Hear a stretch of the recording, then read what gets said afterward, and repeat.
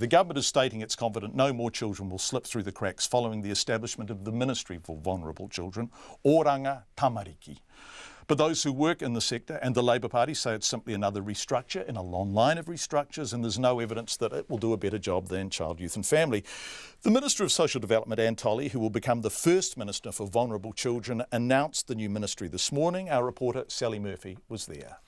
The new ministry, which will be up and running by April next year, will focus on 5 core services: prevention, intensive intervention, care support services, transition support and a youth justice system. The Minister of Social Development, Anne Tolley, says frontline staff from Child, Youth and Family, which has been reviewed 14 times, will transfer to the ministry. But she says she's confident it won't just be a rebranding exercise. So it will have a completely new operating system. As I've said, SIF was a crisis management. That's when it really came into children's lives. Whereas the new ministry will focus right from prevention through to transition, and a slightly different focus on youth justice. So a much wider brief. Ms Tolley says the Ministry for Vulnerable Children will be interlinked with the Ministry of Social Development. Mother of 4, Gronya Moss, who has for the last 9 years worked at Bupa Care Services, which provides care for elderly people, has been appointed as the Chief Executive. But no figure has been put on how much it will cost to set up the ministry. I have no doubt that when it's fully operational, it will cost significantly more than we're spending now. If we invest early and effectively, we know that further down the track, those children's lives will not cost them and the community imprisonment and the justice system and benefit dependency and all of that.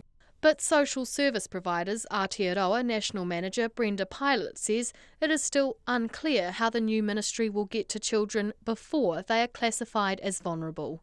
SIPS currently deals mostly with children once abuse has occurred. They are dealing already with the hard-end children, so it's not clear how this new ministry, which is called the Ministry for Vulnerable Children, is going to be significantly different. We all want it to be different, but we don't yet have the details. Ms Pilot says the social services sector has been in a state of flux since Child, Youth and Family has been under review, and says the timing of the new ministry won't help.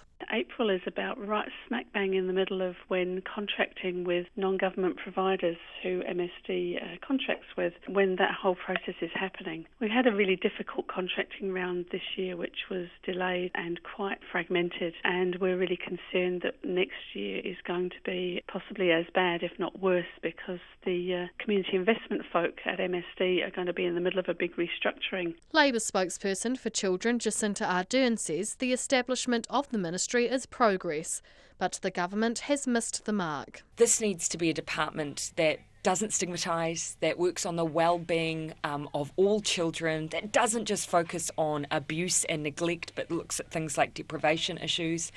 But sadly, the Minister hasn't shied away from calling this department the Ministry for Vulnerable Children. Children's Commissioner Judge Andrew Beecroft says he is optimistic about the ministry, but is opting to call it by its Māori name, Oranga Tamariki, which means health or well-being of children. I think this is a once-in-a-lifetime opportunity to create a world-leading statutory intervention system.